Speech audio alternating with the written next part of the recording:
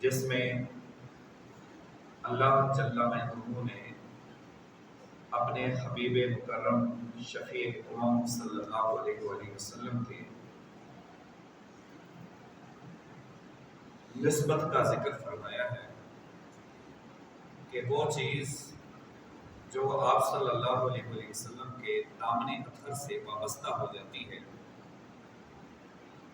وہ چیز بابرکت ہو جاتی ہے اور باعث برکت ہو جاتی ہے۔ وہ چاہے آپ صلی اللہ علیہ وسلم کی کوئی پسندیدہ چیز ہو، آپ صلی اللہ علیہ وسلم کے استعمال کی چیز ہو، آپ صلی اللہ علیہ وسلم کی رہنے کی جگہ ہو، آپ کے کپڑے ہوں، آپ کا مکان ہو، آپ کے ساتھ نسبت کی چیزیں ہوں، آپ کے استعمال کے برتن ہوں، آپ کے جسد اطہر کے ساتھ لگنے والی جو بھی چیز ہے اس کو اللہ تبارک و تعالیٰ نے بابرکت قرار دیا۔ اور قرآن پاک میں مختلف جگہوں پر، مختلف مقامات پر ان میں سے کچھ چیزوں کی اللہ تبارک و تعالیٰ نے قسمیں بھی قرآن پاک میں کھائیں۔ خدا ہو کر ایسی چیزوں کی قسم کھانے کی آپ کو ضرورت نہیں ہے، لیکن اللہ ان کی قسمیں اس لیے کھاتا ہے کہ ان کی نسبت اس کے حبیب صلی اللہ علیہ وسلم کے ساتھ۔ عربی کا بڑا ایک مشہور مقولہ ہے، من احب شیئا فاکثر ذکرہ۔ انسان کو جس سے محبت ہوتی ہے وہ اکثر اسی کا ذکر کرتا ہے۔ یہ اصول ہے، ایک محبت کے مختلف اصولوں میں سے ایک اصول یہ بھی ہے کہ جس سے محبت ہو جاتی ہے انسان اٹھتے بیٹھتے چلتے پھرتے گاہے بگاہے ہر وقت اس کی آنکھوں میں، اس کے خوابوں میں، خیالوں میں، یادوں میں ہر وقت وہی اس کی آنکھوں کے سامنے رہتا ہے اور اسی کی وہ باتیں کرتا رہتا ہے۔ جس طرف اس کا رجحان زیادہ ہوتا ہے تو وہ اس کا مطمع نظر ہو جاتا ہے، تو اکثر اسی کا ذکر کرتا ہے۔ یہ اصول ہے کہ جس سے محبت ہوتی ہے انسان ہر لمحے ذکر بھی اسی کا کرتا ہے۔ اور دوسرا اصول یہ ہے محبت کا کہ جس سے انسان کو محبت ہوتی ہے اس کی ہر چیز سے محبت ہوتی ہے، اس کی اداؤں سے محبت، اس کے قول و قرار سے محبت، اس کی باتوں سے محبت، اس کی نرالی اداؤں سے محبت، اس کی چال ڈھال سے محبت، اس کے پہننے اوڑھنے سے محبت، اس کے استعمال کی چیزوں سے محبت۔ تو جس سے محبت ہوتی ہے اس کی ہر شے سے محبت ہوتی ہے، اس کی ہر شے محبوب ہو جاتی ہے۔ اور آپ صلی اللہ علیہ وسلم نے خود اس کی ترغیب بھی دلائی ہے، خود اس کی ترغیب بھی آپ نے دلائی ہے۔ آپ صلی اللہ علیہ وسلم نے فرمایا لا یؤمن احدکم حتی اکون احب الیہ من والدہ وولدہ والناس اجمعین۔ تم میں سے کوئی شخص اس وقت تک مومن نہیں ہو سکتا جب تک کہ وہ اپنے بہن بھائی عزیزہ و اقارب، اپنے والدین اور دنیا کی تمام چیزوں سے بڑھ کر مجھ سے محبت نہ کرے۔ اور قرآن پاک میں اللہ تبارک و تعالیٰ نے ان نسبتوں کا ذکر فرمایا ہے جن چیزوں کی نسبت اس کے حبیب صلی اللہ علیہ وسلم کے ساتھ ہوئی۔ اللہ نے ان کی قسمیں اٹھائی ہیں اس لیے کہ وہ ادائیں، وہ چیزیں جن کی نسبت اس کے حبیب صلی اللہ علیہ وسلم کے ساتھ ہو گئی وہ خدا کو پیاری لگتی ہیں، وہ خدا کو بھاتی ہیں، اس لیے اللہ ان کی قسمیں اٹھاتا ہے۔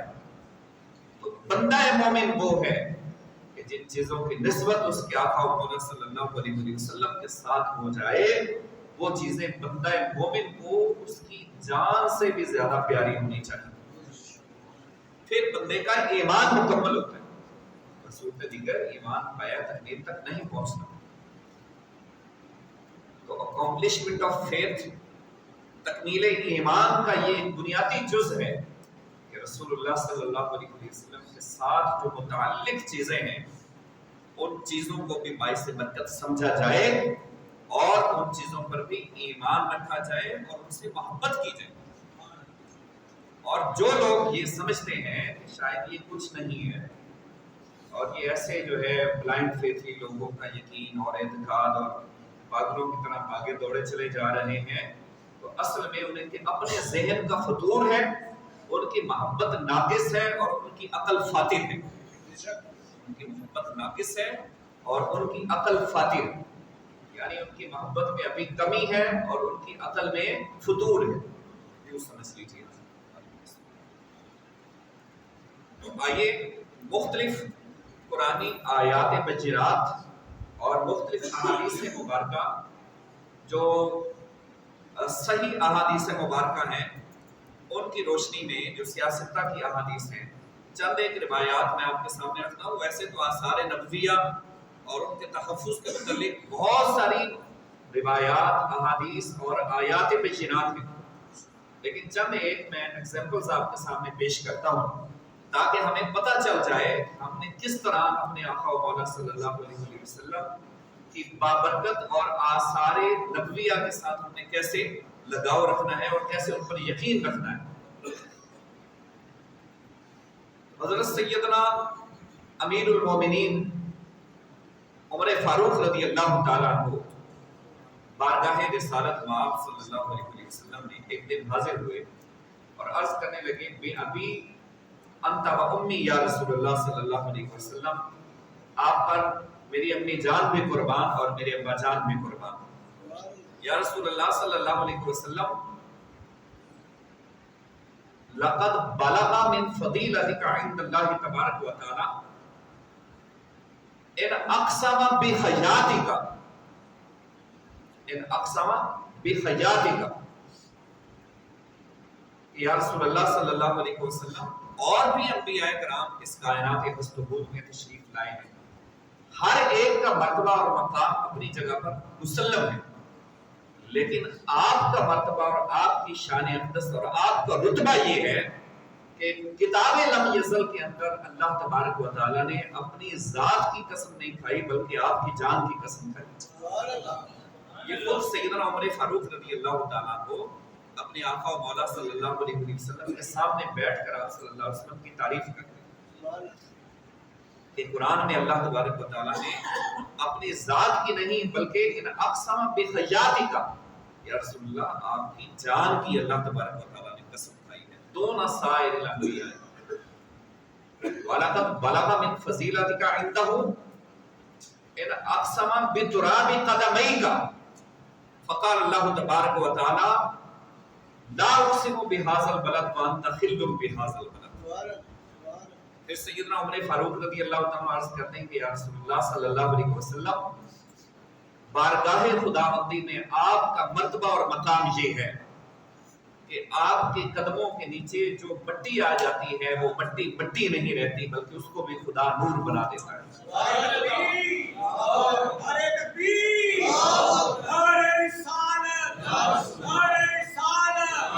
محمد ہمارے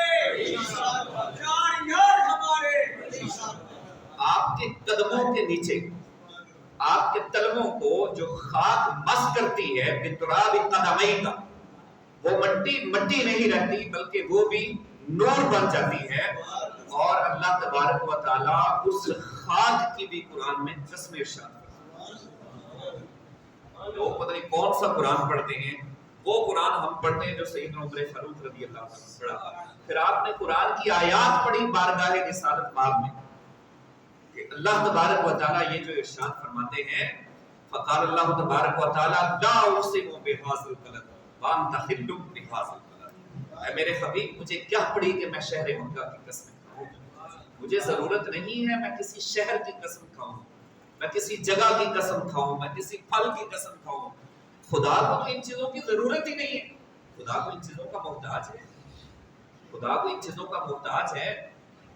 فرمایا کہ میں کیوں قسمیں کھاتا ہوں، میں اس شہر مکہ کی قسم کیوں کھا رہا ہوں. لا اقسم بهذا البلد، مجھے کیا پڑی کہ میں شہر مکہ کی قسم کھاؤں.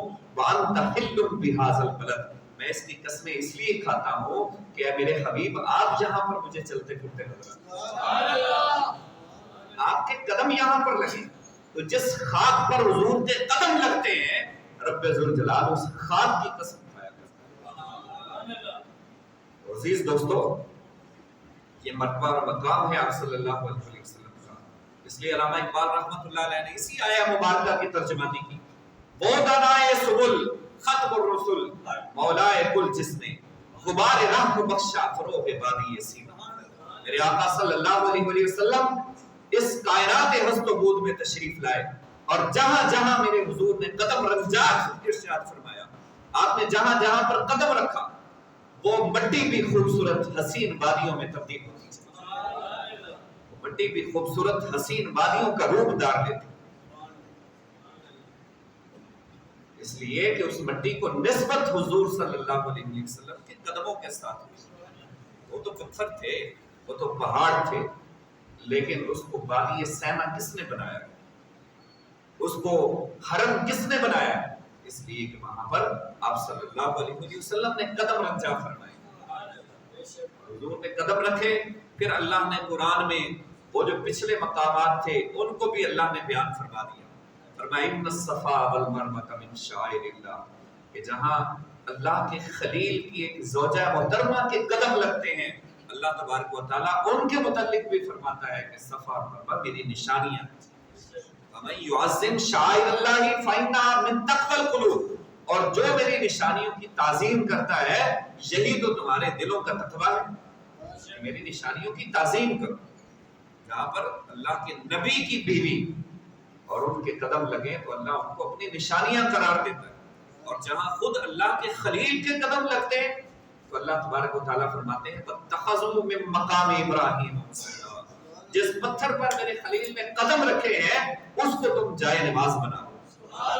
اس کو سامنے رکھ کر جب تک تم نفل نہیں پڑھو گے تو تمہارے کعبہ کے گرد لگائے ہوئے چکر ہی رہیں گے, طواف میں تبدیل نہیں ہوگی. طواف میں تب بدلیں گے جب ان کو سامنے رکھ کر نوافل ادا کرو.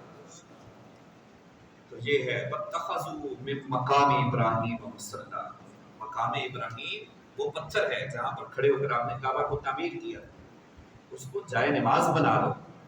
کہ اللہ ان یادوں کو زندہ و جاوید رکھنا چاہتا ہے کہ یہ میرے محبوب بندوں کی ادائیں ہیں, اور یہی حج بیت کا ہے, یہی محبت بری ادائیں ہیں جن کو خدا دیکھنا چاہتا ہے. اس لیے کہ ان کو نسبت اللہ کے پیاروں کے ساتھ ہو گئی. یہ بات نسبت کی ہے دوستو, یہ بات تعلق کی. جہاں نسبت اور تعلق آ جاتا ہے وہاں پر بڑے بھرم رہ جاتے ہیں, بڑی لاج رہ جاتی ہے. اس لیے اگر امتی کی نسبت قائم ہو جائے مکمل طور پر اپنے آقا و مولا صلی اللہ علیہ وسلم کے ساتھ تو دنیا میں بھی اس کا بھرم رہ جائے گا اور روز محشر بھی اس کی لاج رہ جائے گی. بڑا خوبصورت شعر ہے نا کہ آج جو عیب میرے کسی پر کھلنے نہیں دیتے, آج جو عیب میرے کسی پر کھلنے نہیں دیتے, کب وہ چاہیں گے میری حشر میں رسوائی ہو. وہ کیسے چاہیں گے کہ میرا امتی ہے جو زندگی بھر میرے نام کے ترانے الاپتا رہا, زندگی بھر میری محبتوں کے گیت گاتا رہا اور جو ہے میرے نعرے بلند کرتا رہا, وہ کیسے دیکھیں گے کہ آج جو ہے اس کا چہرہ جہنم میں جھلس جائے گا. وہ آقا مولا صلی اللہ علیہ وسلم اپنے اس امتی کی لاج رکھیں اور اس پر نگاہ کرم فرمائیں. اس لیے اللہ حضرت نے فرمایا پڑ گئی جس پہ محشر میں بخشا گیا, بس وہ نگاہ کرم جس پر پڑ جائے گی اس کا پھر بیڑا پار. عزیز دوستو, شیخ سعدی رحمۃ اللہ علیہ فرماتے ہیں کہ مٹی سے پوچھا گیا کہ تجھ میں اتنی خوشبو کس کیوں آ رہی ہے, تو اس مٹی نے کیا خوبصورت جواب دیا. اس نے کہا میں تو مٹی ہوں, میری کیا حیثیت کہ مجھ میں خوشبو آئے, بس یہ جو مجھ میں خوشبو کے حلے دیکھ رہے ہو یہ اس وجہ سے آ رہے ہیں کہ میں چند دن پھولوں کی صحبت میں پڑی رہی. وہ پودا ہوتا ہے گلاب کا, گلاب کے درخت کے دامن میں وہاں پر پڑی رہی ہیں, اوپر سے پتیاں گرتی رہی ہیں, تو ان پتیوں کی وجہ سے گلاب کی وجہ سے مجھ میں بھی خوشبو پیدا ہوئی, اس لیے کہ میں بھی اس کے دامن سے وابستہ ہو گئی. تو اگر مٹی گلاب کے دامن سے وابستہ ہو جائے تو اس میں خوشبوئیں پیدا ہو جاتی ہیں. تو گلاب کی خوشبوئیں وہ تو حضور صلی اللہ علیہ وسلم کے پسینے کی خیرات لے کر مارز وجود میں آئیں. جو امتی اپنے آقا صلی اللہ علیہ وسلم کے دامن کرم سے وابستہ ہو جائے تو پھر اس کی خوشبوؤں کا عالم کیا, اس کو دنیا کی اور کوئی خوشبو اچھی نہیں لگتی. جس کو محبت کی خیرات مل جاتی ہے اس دامن سے, جس کو اس دامن سے محبت کی خیرات مل جاتی ہے. اس لیے ہماری بات شروع یہاں سے ہوتی ہے, ہماری بات ختم بھی یہیں پر ہوتی ہے. ہمارا اوڑھنا بچھونا، ہمارا تن من دھن سب کچھ رسول اللہ صلی اللہ علیہ وسلم کی ذات اقدس. تو یہ سوچیں کہ شاید حال میں یہی بات موضوع چھیڑ کے یہی باتیں چھیڑ کر بیٹھ جاتی ہیں. تو ہماری ساری باتیں چاہے وہ بدر ہو، احد ہو، خندق ہو، وہ چاہے جو ہے جدید کوئی ٹاپک ہو، ہمارا ہر ٹاپک شروع رسول اللہ صلی اللہ علیہ وسلم کے قدموں سے ہوتا ہے اور ختم بھی انشاءاللہ تعالی وہیں پر ہوگا. اور یہی ہماری رفتار ہے. اس لیے کہ علامہ اقبال رحمۃ اللہ تعالی علیہ نے فرمایا با مصطفیٰ برساخ عشق دین ہما گر بہودہ رسیدی تمام بودہ بھی است.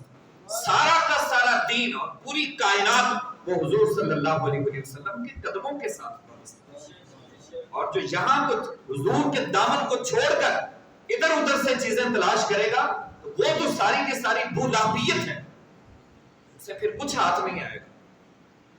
وہ سب کے سب کفر ہے، بولابیت ہے. سارا کا سارا دین سب کچھ رسول اللہ صلی اللہ علیہ وسلم کے دامن اطہر کے ساتھ وابستہ. تو اس لیے ہمارا اڑنا بچھونا، ہمارا تن من دھن سب کچھ رسول اللہ صلی اللہ علیہ وسلم کی سیرت پاک، آپ کی محبت اور آپ صلی اللہ علیہ وسلم کا دامن ہونا چاہیے. آئیے دیکھتے ہیں کہ کس طرح صحابہ کرام حضور صلی اللہ علیہ وسلم کے جو آثار تھے ان سے فیض یاب ہوتے تھے، ان سے فیوز و برکات وہ حاصل کیا کرتے تھے. حدیبیہ کے مقام پر 6 ہجری میں جب حدیبیہ کا معاہدہ ہوا تو وہاں پر صحابہ کرام اکٹھے ہوئے تھے جو عمرہ کی غرض سے جا رہے تھے. تو یہاں پر کفار و مشرکین نے آپ صلی اللہ علیہ وسلم کو روک لیا تھا، صحابہ کرام کو، ہم یہاں آگے نہیں آنے دیں گے. یہاں پر کچھ شرائط طے ہوئی تھی، وہ ڈیٹیل ہے، ان میں نہیں جانا چاہوں گا. تو کفار و مشرکین نے اپنا ایک نمائندہ بھیجا جن کا نام عروہ بن مسعود تھا. یہ بہت بڑے بعد میں جرنیل اسلام بنے اور اسلام کی خاطر انہوں نے بڑی قربانیاں دی، حضرت عروہ بن مسعود رضی اللہ تعالیٰ. لیکن اس وقت حالت کفر میں تھے اور یہ آئے اور انہوں نے آ کر مسلمانوں کی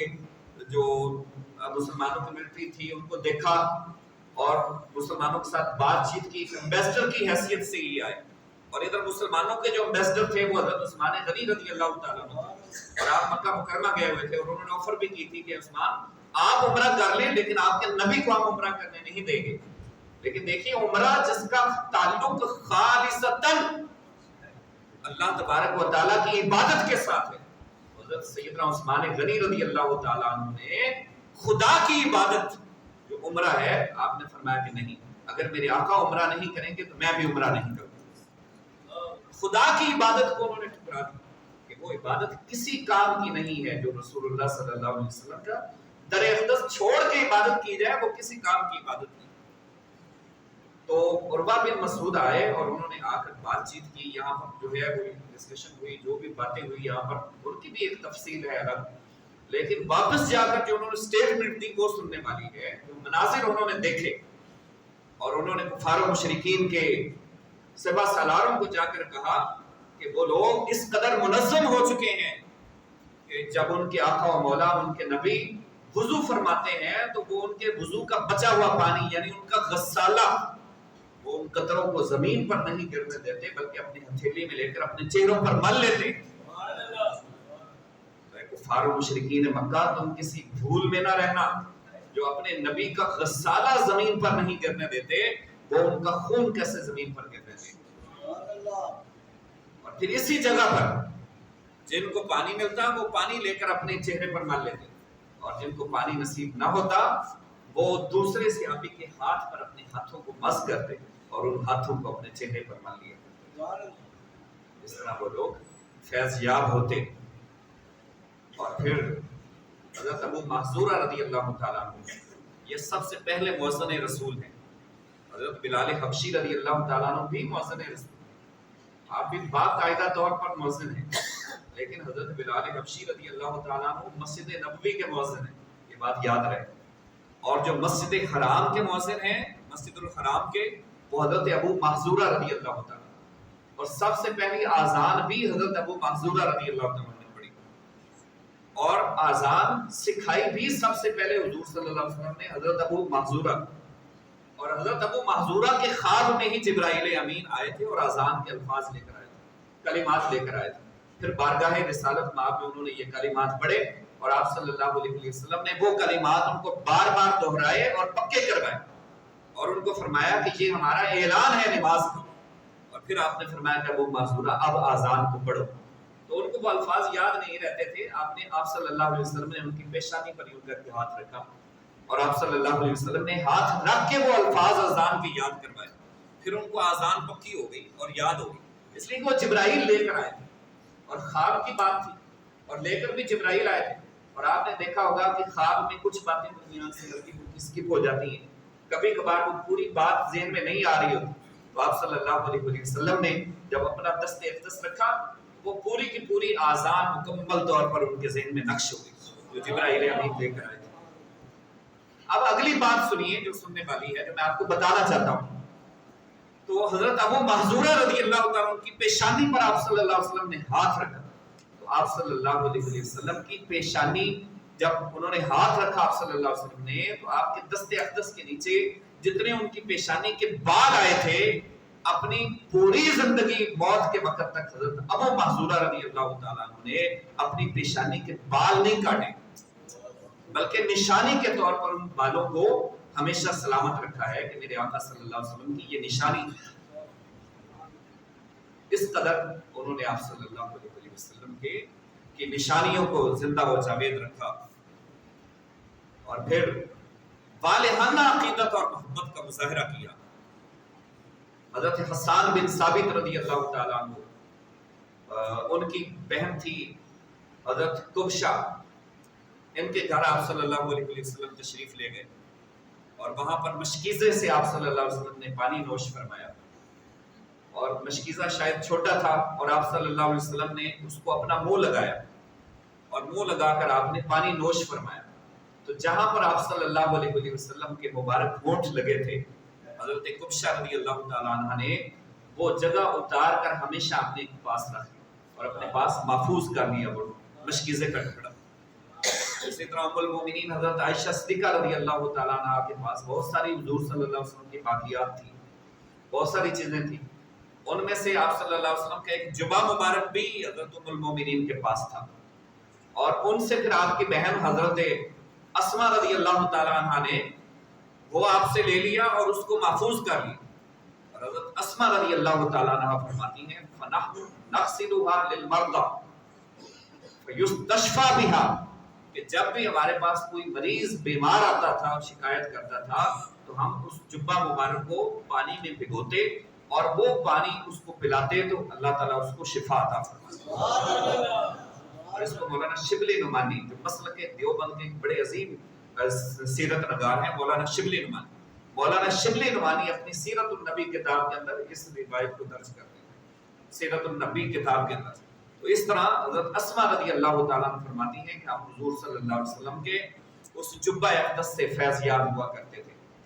تو آپ صلی اللہ علیہ وسلم کی بہت ساری باقیات, خاص طور پر خلافت عثمانیہ کے دور میں ان کو محفوظ رکھا گیا, ان کو پروٹیکٹ کیا گیا اور ان کی حفاظت کی گئی. جس طرح کہ حضرت خدیجہ الکبریٰ کا گھر مبارک تھا اور اسی طرح جو ہے آپ صلی اللہ علیہ وسلم نے جس جگہ پر چاند کو 2 ٹکڑے کیا تھا جبل رحمت, اس کو بھی اسی حالت میں سیو رکھا گیا تھا. جو اپنی اوریجنل حالت میں چیزیں تھیں ان کو اسی حالت میں سیو رکھا گیا تھا. اسی طرح جنت المعلیٰ اور جنت البقیع کے جو قبرستان ہیں ان پر جو ہے جہاں جہاں صحابہ کرام کی قبریں ہیں وہاں پر مزارات بنائے گئے تھے اور ان کو پروٹیکٹ کیا گیا تھا اور انتہائی ادب اور احترام کا وہاں پر مظاہرہ کیا گیا تھا. لیکن بعد میں جب یہ سعودیہ کی گورنمنٹ آئی اور خلافت ترکی جو ہے اس کے ٹکڑے کیے گئے اور اپنا برطانیہ کی طرف سے جب ان کی جرمنی کے ساتھ جنگ ہوئی تو انہوں نے ایک دھوکہ دیا تھا مسلمانوں کو کہ آپ ترکی کو کچھ نہیں کہیں گے, لیکن بعد میں انہوں نے ترکی کو نقصان پہنچایا, ترکی کی خلافت ختم کی اور اپنے ایجنٹ پھر وہاں پر مصطفیٰ کمال پاشا جیسے لوگ وہاں پر ہائر کیے اور یہاں سے جو خلافت تھی حجاز مقدس کے اندر, مکہ مکرمہ اور مدینہ منورہ کے اندر جو کنٹرول تھا ترکی کا وہ بھی انہوں نے ختم کروا دیا. اور اس کے بعد جب سعودیہ کی گورنمنٹ آئی تو انہوں نے یہ سارے کے سارے جو نشانیاں تھی وہ ختم کر دی, باغات ختم کر دیے, حضرت خدیجہ الکبریٰ کا گھر مبارک ختم کر دیا. وہ جو سب سے پہلی جگہ تھی جس کو دار ارقم کے نام سے جانا جاتا ہے, جہاں پر مسلمان جو ہے وہ پناہ لیا کرتے تھے، جہاں پر آپ صلی اللہ علیہ وسلم نے خود پڑاؤ کیا تھا غزوہ احد کے بعد اور اس سے پہلے بھی، تو اس جگہ کو بھی اس سے پہلے جب ابتدائی اسلام میں دار ارقم میں مسلمان پناہ لیا کرتے تھے تو اس جگہ کو بھی ختم کر دیا گیا. اور اسی طرح جنت البقیع اور جنت المعلا، جنت المعلا جو مکہ مکرمہ کا قبرستان ہے اور جنت البقیع جو مدینہ منورہ کا قبرستان ہے، تو یہاں پر بھی جو ہے مکمل طور پر بلڈوزر پھیر دیا گیا اور سارے وہ جو نشانات تھے، جو آثار نبویہ تھے اور جن پر خود آپ صلی اللہ علیہ وسلم نے اپنی محبتوں کا اظہار فرمایا، ان ساری باقیات اور نشانات کو ختم کر دیا گیا. جہاں پر خود آپ صلی اللہ علیہ وسلم اصحاب احد کی قبروں پر جایا کرتے تھے اور ہر سال آپ صلی اللہ علیہ وسلم اسپیشلی وہاں پر جایا کرتے تھے. اور بھی بہت ساری نشانیاں وہاں پر ختم کیا گیا. اصل میں یہ سارا کچھ پری پلان تھا، اس لیے کہ ریاض جو ہے جدہ جس کو کہتے ہیں، ریاض نجد جس کو کہتے ہیں، ٹھیک ہے، یہ ریاض کا علاقہ جو ہے یہ نجد کہلاتا ہے. اور نجد کے متعلق آپ صلی اللہ علیہ وسلم نے فرمایا کہ یہاں سے جو ہے وہ شیطان گمراہی پھیلائے گا، اور وہیں پر جو ہے وہ ریاض والوں کی حکومت آئی اور وہاں سے انہوں نے پھر وہ ایسی گمراہی شروع کی کہ وہ ساری کی ساری جو باقیات اور آثار تھے، وہ سارے کے سارے تصورات نہ صرف ختم کر دیے بلکہ ان کو شرک اور بدعت کا نام لے کر اس کو ختم کر دیا. جبکہ اگر آپ خلافت عثمانیہ کے حالات کو جو ہے پڑھیں تو آپ کو پتہ چلے گا کہ کس طرح جو ہے وہاں پر سینکڑوں کی تعداد میں مختلف انجینئرز اور مختلف جو ہے وہ مہمات تیار کیے گئے اور جو اس قدر مسجد نبی پر کام کیا کرتے تھے کہ جو ہے وہاں پر اونچی آواز بھی بلند نہیں ہوتی. اور مکمل طور پر سیدہ عائشہ صدیقہ رضی اللہ تعالیٰ عنہا جب سنتی تھی کہ کہیں دور بھی مسجد نبی میں کوئی کیل تھونکا جا رہا ہے تو آپ جو ہے خبردار کر دیتی تھی. آپ فرماتی تھی کہ خبردار میرے آقا صلی اللہ علیہ وسلم کو اس آواز سے تکلیف نہ پہنچاؤ. تو یہ مکمل طور پر اگر آپ نے مظاہرہ دیکھنا ہے تو یہ خلافت عثمانیہ میں آپ کو ملے گا کہ جہاں پر ایک کیل ٹھونکنے کی بھی آواز بھی نہیں آیا کرتی تھی. لیکن اب آپ دیکھ سکتے ہیں کہ وہاں پر کس طرح جو ہے وہ مشینوں کا اور کس طرح جو ہے یہ ساری چیزیں، تو جہاں پر بے ادبی ہے بہت زیادہ وہاں پر آثار نبویہ صلی اللہ علیہ وسلم کا بھی ان لوگوں نے معاذ اللہ استغفر اللہ خاتمہ کر دیا. الغرض جنت البقیع کے متعلق ہمارے آقا مولا صلی اللہ علیہ وسلم کے بے شمار فرامین ہیں. ان میں سے ایک ارشاد آپ سن لیجئے. حضرت ام قیس رضی اللہ تعالی عنہا یہ صحابیہ ہیں اور اپنے بھائی کے ساتھ رسول اللہ صلی اللہ علیہ وسلم کے ہمراہ تھی. فرماتی ہیں کہ آپ صلی اللہ علیہ وسلم جنت البقیع کے قبرستان میں داخل ہوئے اور آپ نے فرمایا کہ اے ام قیس تم جانتی ہو کہ یہ کون سا قبرستان ہے؟ میں نے عرض کیا لبیک و سعدیک یا رسول اللہ صلی اللہ علیہ وسلم، اللہ و رسول عالم. اب جواب سنی، جواب ڈائریکٹ بھی دے سکتی تھی کہ نہیں میں نہیں جانتی، لیکن اتنا خوبصورت انہوں نے جواب دیا. ان کا دیکھیے کیسا انداز کیسا تھا حضور کی بارگاہ میں بات کرنے کا. عرض کرتی ہے کہ حضور میں حاضر ہوں اور میرے ماں باپ آپ پر قربان، اللہ اور اس کا رسول ہی بہتر جانتا ہے. تو آپ صلی اللہ علیہ وسلم نے فرمایا کہ یہ وہ قبرستان ہے کہ نباسو سبعون الفا یوم القیامت، یہاں سے 70,000 لوگ ایسے اٹھائے جائیں گے بصورت القمر لیلۃ البدر کہ جن کے چہرے 14ویں کے چاند سے بھی زیادہ چمکتے ہوئے خوبصورت. 70,000 میرے سے ابھی یہاں سے ایسے اٹھائے جائیں گے اور وہ کیسے ہوں گے؟ فیدخلون الجنۃ بغیر حساب، وہ بغیر حساب و کتاب کے جنت میں داخل کیے. یہ جو آپ حدیث سنتے ہیں کہ قیامت کے دن آپ صلی اللہ علیہ وسلم کی شفاعت سے سب سے پہلے 70,000 لوگ جنت میں داخل کیے جائیں گے، تو وہ جنت البقیع کے مدفون ہی جنت میں داخل کیے جائیں گے، جہاں پر صحابہ کرام کی قبریں ہیں، جہاں پر جو ہے وہ سیدہ خاتون جنت سیدہ فاطمہ الزہرا کی قبر انور ہے، لخت جگر مصطفیٰ صلی اللہ علیہ وسلم کی قبر انور ہے. اور اگر آپ جنت معلا میں چلے جائیں تو وہاں آپ صلی اللہ علیہ وسلم کے والدین کریمین مدفون ہیں، وہاں آپ صلی اللہ علیہ وسلم کی اولاد وہاں پر مدفون ہے. تو اس لیے ان سے برکت حاصل کرنا، وہاں جا کر سلام دعا کرنا، وہاں سے حصول برکت کے لیے حاضری دینا، اس میں ممانت نہیں ہے بلکہ یہ ہمارے ایمان کا حصہ ہے. آج یہ ہے کہ خرافات جو ہے وہ ہر جگہ پر منع ہے، خرافات سے اسلام منع کرتا ہے.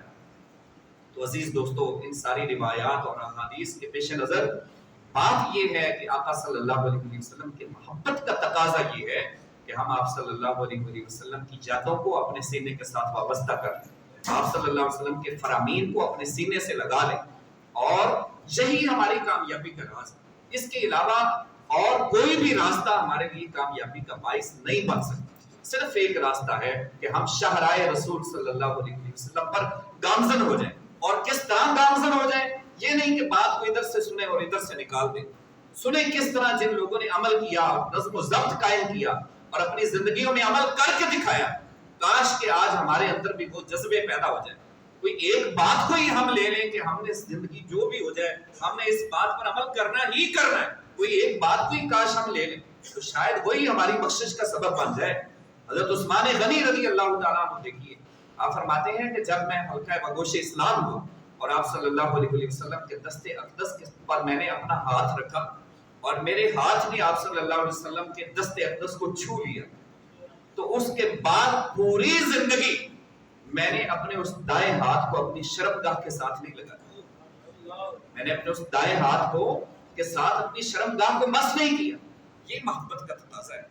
پھر آپ صلی اللہ علیہ وسلم مسجد نبوی کے باہر جب آپ نے خطبہ ارشاد فرماتے تھے، بعض و نصیحت ارشاد فرماتے، رش بہت زیادہ ہو جاتا تھا، بہت زیادہ لوگ آ جاتے تھے، باہر جو ہے مسجد نبوی کے باہر بھی رش لگ جاتا تھا، اس میں خواتین بھی ہوتی تھی، اس میں مرد بھی ہوتے تھے، تو آپ صلی اللہ علیہ وسلم باہر تشریف لے آتے دروازے پر، اور تاکہ باہر کے جو لوگ ہیں ان کو بھی وہی بات ارشاد فرما دی جائے جو اندر والے لوگوں کو کہی، تو آپ صلی اللہ علیہ وسلم کو بعض و نصیحت کرتے، اور خواتین کا بھی رش ہوتا تھا اور خواتین درمیان میں آ جاتی ہے، اس لیے مردوں کا گزرنا وہاں پر مشکل ہو جاتا تھا، تو آپ صلی اللہ علیہ وسلم نے فرمایا کہ اے گروہ خواتین، تم چلتے ہوئے راستے میں ایک طرف رہا کرو تاکہ مرد لوگ یہاں سے آسانی سے گزر جائیں۔ تو ان کی آپ دیکھیے عمل انہوں نے کس حد تک کیا۔ صحابہ کرام فرماتے ہیں کہ ہم نے اپنی آنکھوں سے دیکھا خواتین نے اس قدر عمل کیا کہ وہ بالکل دیوار کے ساتھ ٹچ ہو جایا کرتی تھی اور ان کا لباس دیوار کو چھوا کرتا تھا، اس طرح وہ بالکل دیوار کے ساتھ ہو کر چلا کرتی تھی کہ یہ ہمارے آقا صلی اللہ علیہ وسلم کا فرمان ہے، کہیں ایسا نہ ہو کہ اس میں کہیں حکم عدولی ہو جائے۔ تو اس طرح دے آج ہم ہزاروں باتیں سنتے ہیں، آج سوشل میڈیا کا دور ہے، آج سب کچھ ہمارے سامنے آ رہا ہوتا ہے، بے شمار فرامین احادیث، لیکن افسوس کہ ہم ان کو اگنور کر رہے ہیں۔ ہم کہتے ہیں ٹھیک ہے عمل کر لیں گے، اب پتہ نہیں ہم کب عمل کریں گے۔ تو اس لیے تب تک ہماری زندگی میں سکون نہیں آئے گا۔ اگر ہم سکون چاہتے ہیں، اگر ہم خوشیاں چاہتے ہیں، اگر ہم اپنی زندگی کو جو ہے وہ کامیاب بنانا چاہتے ہیں، تو سارے کے سارے مسائل ختم ہو سکتے ہیں اگر یہ ایک مسئلہ ہمارا حل ہو جائے۔ اللہ پاک ہمیں عمل